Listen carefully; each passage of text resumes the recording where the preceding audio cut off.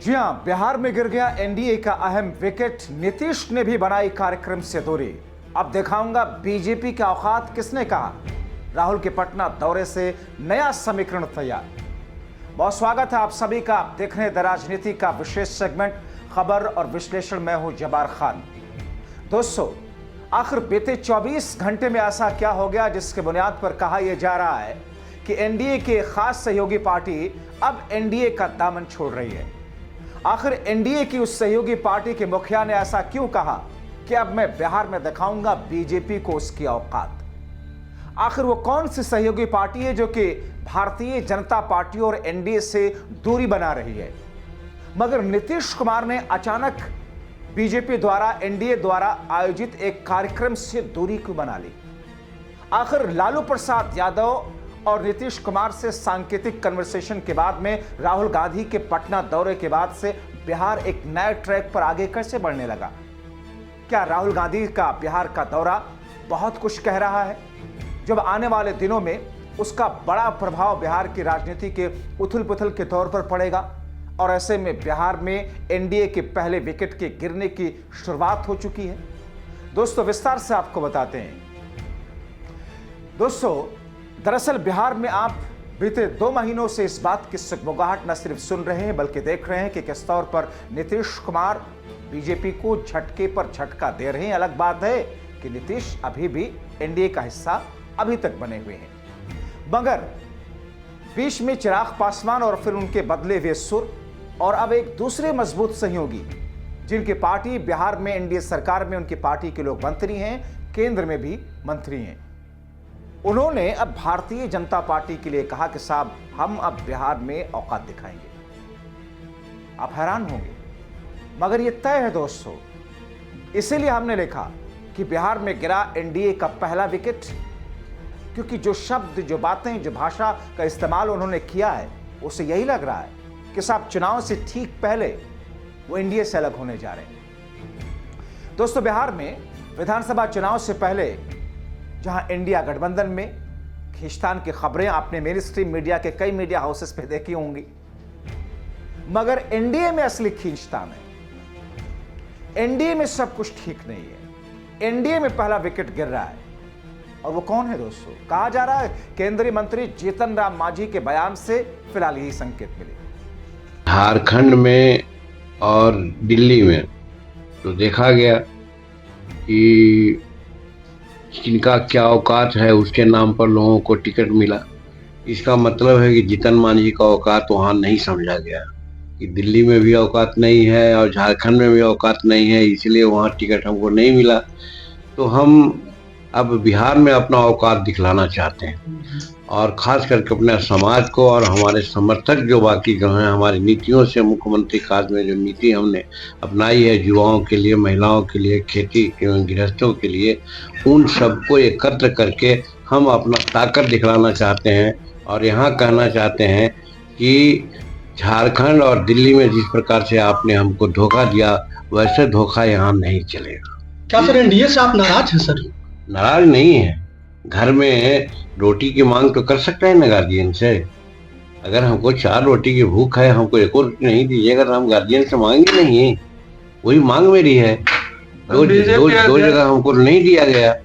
BJP अध्यक्ष कह रहा है कि पहले जैसा ही रहेगा, चुनाव समय देखा जाएगा क्या होगा। 2020 में जितना मिला था उतना ही पर अभी विचार। अब क्या कोई कहता है उससे हमको मतलब नहीं है। जहानाबाद के एक रैली के दौरान मांझी का दर्द छलक गया। दर्द किससे? बीजेपी से। दर्द किससे? शाह और मोदी से। झारखंड के बाद अब दिल्ली के चुनाव में एक भी सीट नहीं मिलने का उनका दर्द। दरअसल उनकी पार्टी को झारखंड में एक भी सीट नहीं मिली थी, दिल्ली के चुनाव में एक भी सीट उनको नहीं मिली, और जिस पर दिल्ली में एक भी सीट न मिलने पर वो कहते हैं कि साहब उनके साथ धोखा किया गया। लेकिन बिहार विधानसभा चुनाव में ये धोखा चलने वाला नहीं। अब मैं औकात दिखाऊंगा, वो ये कहते हैं। मांझी के बयान के बाद में बिहार की राजनीति में बवाल मच गया। दरअसल दिल्ली में चिराग पासवान और नीतीश कुमार की पार्टी को बीजेपी ने सीटों में सीट शेयरिंग में हिस्सेदारी दी, लेकिन जीतन राम मांझी को एक भी सीट नहीं दी। अब इसके बाद में सियासी संग्राम छिड़ गया। मीडिया ने जीतन राम मांझी से इसे लेकर के जब सवाल पूछा, फिर क्या था, जीतन राम मांझी पूरी तरीके से भड़के, उनका दर्द छलक गया और ऐसी बात कह दी कि बीजेपी के लिए जो मुश्किल खड़ी कर सकती है। और कहा इसीलिए जा रहा है कि साहब एनडीए का पहला विकेट बिहार की राजनीति में गिर गया। मांझी ने कहा कि झारखंड में भी हमारी औकात नहीं थी, कटाक्ष करते हुए कहते हैं कि झारखंड में हमारी औकात नहीं थी, दिल्ली में भी हमारी औकात नहीं है, लेकिन बिहार में हम अपनी औकात दिखाएंगे। वो कहते हैं कि साहब एक तरीके से टॉन्ट मारा उन्होंने मोदी और शाह पर कि साहब हमें छांट दिया झारखंड में, हमारी राजनीतिक हैसियत नहीं थी, हमें छांट दिया दिल्ली में, हमारी औकात नहीं थी, मगर बिहार में हम अपनी औकात अब दिखाएंगे। उनका तेवर, उनकी भाषा, उनके शब्दों का चुनाव इस वक्त बहुत कुछ कह रहा है। हालांकि एनडीए के नेताओं में खूब टेंशन है, मगर इस पर जेडीयू के एक नेता है नीरज कुमार, वो साहब लीपा पोती करने के लिए आगे आ गए। कहा जा रहा है कि साहब जेडीयू में भी एक तरीके से स्लीपर सेल हैं बीजेपी के, वो लीपा पोती करते हुए वो कहते हैं कि साहब मांझी का अपमान कौन कर सकता है, एनडीए में औकात दिखाने की जरूरत नहीं। मगर दोस्तों खेल तो आरजेडी ने कर दिया। इस दौरान आरजेडी ने जीतन राम मांझी को ऑफर तक दे दिया कि एनडीए छोड़कर के सम्मान की लड़ाई लड़िए। आरजेडी ने मौका देख करके एक फुल टॉस बॉल देख करके उसे बाउंड्री के बाहर भेज दिया। आरजेडी के नेता हैं, पार्टी के प्रवक्ता है मृत्युंजय तिवारी, वो कहते हैं कि जीतन राम मांझी एक अनुभवी नेता है, उन्हें भारतीय जनता पार्टी का चाल चरित्र चेहरा पता होना चाहिए। मांझी जिस समाज का प्रतिनिधित्व करते हैं वो उन्हें कभी भी किसी भी वक्त में माफ नहीं करेगा, क्योंकि उनके साथ में छल हो रहा है। अपने केंद्रीय मंत्री बनने के लिए अपमान वो सह रहे हैं। आपकी हैसियत और औकात बीजेपी ने बता दी है। अब आप रो रहे हैं, आप कुर्सी को लात मारिए और जो लड़ाई तेजस्वी यादव दलित, शोषित, वंचित के लिए लड़ रहे हैं, आप उस लड़ाई में हिस्सेदारी कीजिए, भाग लीजिए। दोस्तों जीतन राम मांझी के महागठबंधन में आने के सवाल पर मृत्युंजय तिवारी कहते हैं कि लालू यूनिवर्सिटी से ही जीतन राम मांझी निकले हैं। जीतन राम मांझी को तय करना है कि आगे करना क्या है। बीजेपी ने अपने सहयोगियों को ही तोड़ दिया और ठगा है। मांझी क्यों चक्कर में पड़े हुए? उनकी पार्टी को बीजेपी तोड़ देगी। दोस्तों आपको बताएं कि केंद्रीय मंत्री जीतन राम मांझी ने सीधे तौर पर भारतीय जनता पार्टी और जेडीयू को आंख दिखाने की कोशिश की है। अब सवाल यह है कि अगर बिहार विधानसभा चुनाव से कुछ महीने पहले यह हालत है, तो विधानसभा चुनाव के समय मांझी की पार्टी क्या करेगी दोस्तों? क्योंकि उन्होंने सीधे सीधे बिना लाग लपेट के कह दिया है कि साहब मैं तो बिहार में औकात दिखाऊंगा। बिहार में औकात दिखाने के मायने क्या हैं? महाराष्ट्र, झारखंड, हरियाणा या दूसरी तमाम जगहों पर मांझी भी वो मॉडल देख रहे हैं बीजेपी वाला, मगर झारखंड में उनको एक भी ना सीट देना बीजेपी की तरफ से, दिल्ली विधानसभा चुनाव में एक भी सीट ना देना बीजेपी की तरफ से, उनको न सिर्फ दुखी किया बल्कि उनको आक्रोशित करता हुआ दिखा है। क्योंकि मांझी की पार्टी दोनों जगहों पर सत्ता शेयरिंग कर रही है, बिहार विधानसभा में और दिल्ली में केंद्र की एनडीए की मोदी सरकार में। ऐसी स्थिति पर शब्दों का जो चुनाव है उनका कि साहब औकात तो हम अब बिहार में दिखाएंगे, और आरजेडी का इसी मौके पर उनको अपनी तरफ आने की दावत देना, और इसी बीच में एनडीए के एक नेता का लीपापोती करते हुए उनको मान मनोवल और समझाने की कोशिश करना, यह दरअसल दिखा रहा और दर्शा रहा दोस्तों कि बिहार में सब कुछ ठीक ठाक नहीं है। पशुपति पारस, दलित समाज के एक नेता जो कि इंडिया गठबंधन का हिस्सा होने जा रहे हैं, चिराग पासवान के चाचा हैं, उनकी भी यही शिकायत थी एनडीए से और बीजेपी से। बीजेपी ने उनके साथ में क्या कुछ किया, हमने कई वीडियोज इस पर किए, आप उनको जाकर के विस्तार से देख सकते हैं दोस्तों। मगर आपको मालूम है कि पशुपति पारस के साथ में हुआ क्या है, किस तरीके से उनको अर्श से उठा करके फर्श पर ढकेल दिया गया, और अब वो बेसहाय होकर के इंडिया गठबंधन की तरफ उम्मीद लगाए बैठे हैं। शायद वो इंडिया गठबंधन का हिस्सा भी बन जाएंगे। जीतन राम मांझी के साथ में कुछ वैसा ही हो रहा सीटों की शेयरिंग के मामलों को लेकर के। एक सीट तो दे सकती थी बीजेपी, 70 में से एक सीट। झारखंड में एक सीट तो दे सकती थी, लेकिन बीजेपी ने एक सीट भी नहीं दी, जबकि चिराग पासवान की पार्टी को जरूर दिया। तो कहीं ना कहीं अपनी हैसियत इस वक्त तौल और मोल रहे हैं जीतन राम मांझी।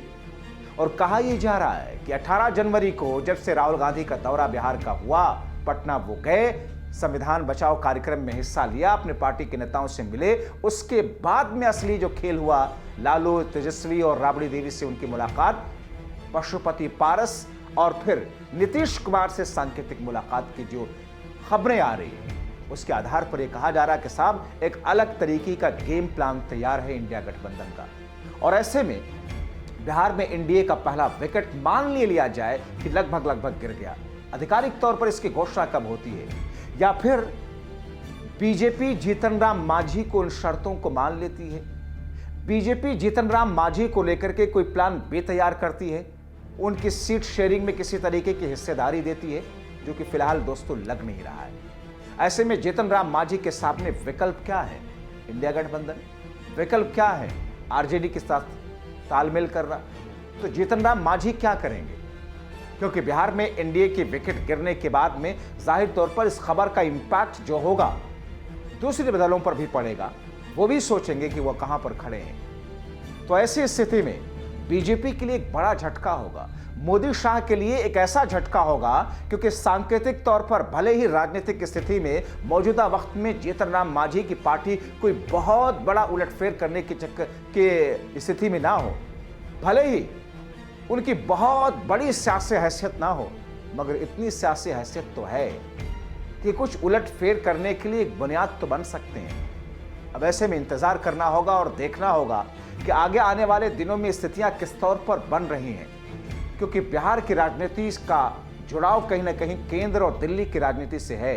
और मौजूदा वक्त में दिल्ली विधानसभा का चुनाव, जहां पर बीजेपी साम दाम दंड भेद के साथ में हर तरीके से सत्ता वापसी करीब 1993 से लेकर के अब तक दोस्तों 30 सालों से लेकर के अब तक करती आ रही है। क्या उसे कामयाबी मिलेगी, या क्या अपनी शर्तों पर अब बीजेपी 2024 के लोकसभा चुनाव के बाद और झारखंड और हरियाणा विधानसभा चुनाव के नतीजे आने के बाद अब नए तरीके से अपना समीकरण साधने के लिए आगे बढ़ रही है? इसलिए पार्टी के जो सहयोगी हैं, एनडीए के जो दल हैं, उनके साथ में उसका रुझान, उसका व्यवहार एक अलग तरीके से आगे आने वाले दिनों में दिखेगा।